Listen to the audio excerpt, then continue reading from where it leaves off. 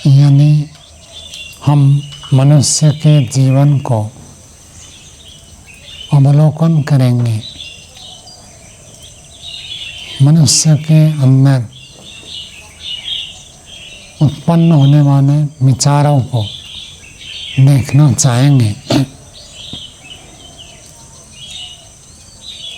हमें ये प्राप्त होगा कि प्रत्येक व्यक्ति प्रत्येक दिन प्रत्येक समय कुछ न कुछ विचार से युक्त रहता है।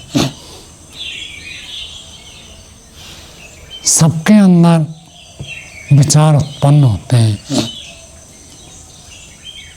अब उन विचारों के आधार पर ही हमारा जीवन आगे परिचालित होता है।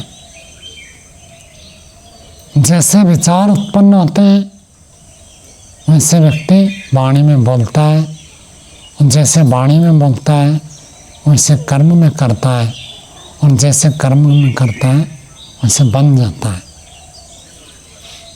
संपरम सतपथ ब्राह्मण में इसी बात को बताया, यत् मनसा मनुते तद् वाचा वदते, यद् वाचा वदते तत् कर्मणा करोति, यत् कर्मणा करोति तत् अभिसंपद्यते। ये विज्ञान है। इस बात को जो व्यक्ति समझता है वही व्यक्ति जीवन को बदलने में समर्थ होता है। जीवन में व्यवहार में तो बहुत बाद में कोई घटना, कोई क्रिया, कोई आचरण होता है, लेकिन आचरण से पहले, बहुत पहले हमारे मन में विचार के रूप में उत्पन्न होता है। फिर वो विचार धीरे धीरे धीरे धीरे बढ़ते बढ़ते वहाँ तक पहुँच जाता है।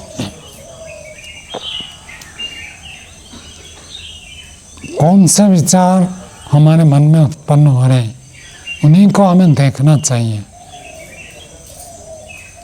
यदि हम अपने विचारों को देखते नहीं हैं तो मान लीजिए आप नदी का प्रवाह चल रहा है, उसमें एक लकड़ी को डाल देते हैं तो लकड़ी बहता जाएगा, कहाँ पहुँचेगा कोई ठिकाना नहीं है, कहाँ टक्कर खाएगा, टूटेगा फूटेगा। ऐसे बिल्कुल एक ही स्थिति नदी के जल के प्रवाह में बहने वाले लकड़ी की जो स्थिति रहती है वही स्थिति मनुष्य जीवन की बन जाती है। इसका विपरीत यदि नदी में ही वही लकड़ी है लेकिन उसको एक नाव बना दिया जाता है, उसमें मोटर लगा देते हैं, उसमें दिशाओं को बदलने के लिए साधन लगा देते हैं, तो नदी के प्रवाह से विपरीत दिशा में भी उस लकड़ी की गति हो सकती है। और कहीं आगे रुकावट हो, बाधक हो, पत्थर हो और कुछ चीज़ हो तो मार्ग परिवर्तन करके सुरक्षित निकल सकता है। वैसे ही व्यक्ति जब अपने विचारों को देखता है, अवलोकन करता है, मैं किन विचारों से युक्त होकर जीवन जी रहा हूँ, तो उस व्यक्ति के जीवन में परिवर्तन होता है। क्या ये मेरा विचार ठीक है, अच्छा है, ऐसे करना चाहिए, नहीं करना चाहिए।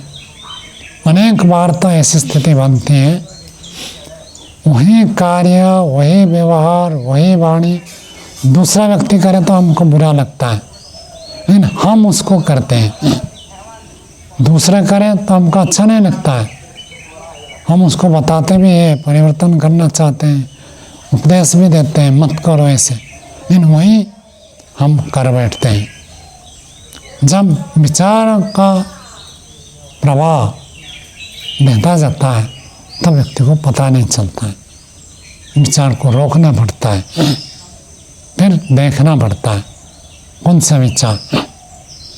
पूज्य स्वामी सत्यव्रत जी महाराज कहा करते थे कि जो मन में आपके विचार उत्पन्न होते हैं आप उनको योजना रूप से विचार उत्पन्न करते हैं, या जो मन में विचार आया उसी में चलते रहते हैं।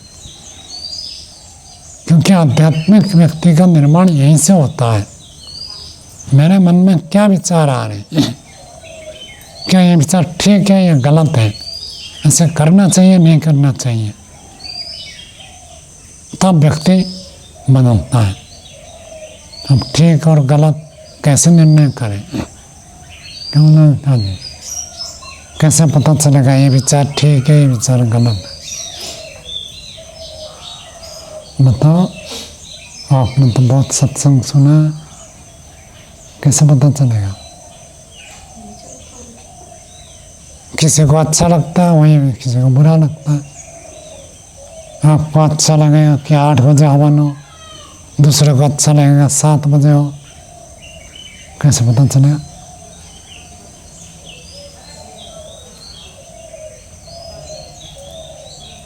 क्यों नहीं? और किसको पूछो, आप बताइए, कैसे पता चलेगा कोई विचार अच्छा है कोई विचार बुरा है? बोलिए, जो आता है बोलिए। नहीं, मैं इंटरेस्ट दीजिए। बुझिपाइलिनि कौन उत्तर दी ओडिया कोई थे वो कौन थे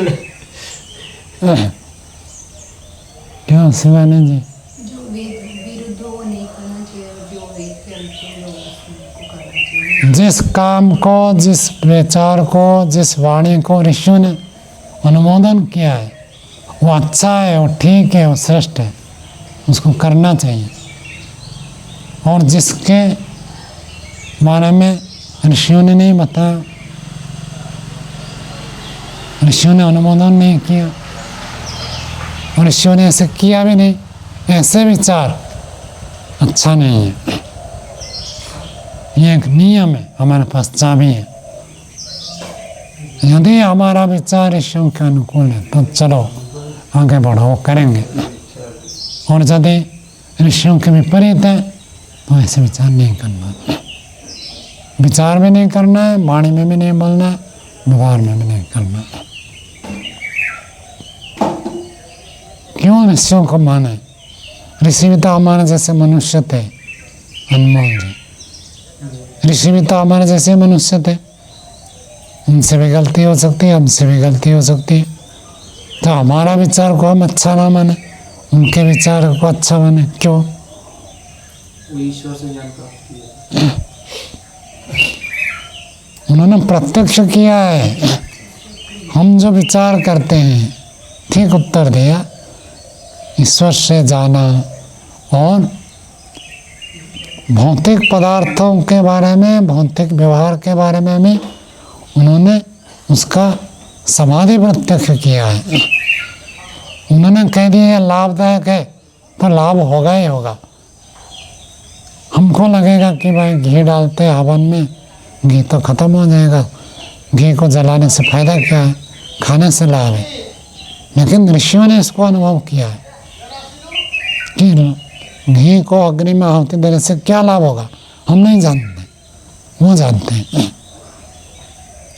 ऐसे ही विपरीत चीज में कौन सी चीज हानिकारक है, हमको लाभदायक दिख रहा है, प्रिय लग रहा है, लेकिन हो सकता है वो हानिकारक।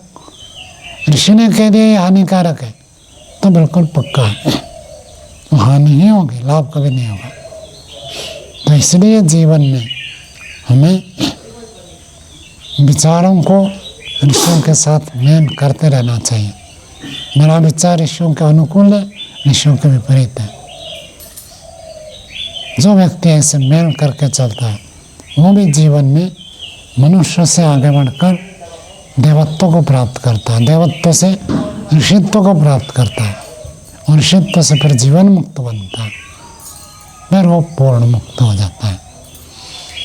आज हम यहीं पर विराम देते हैं।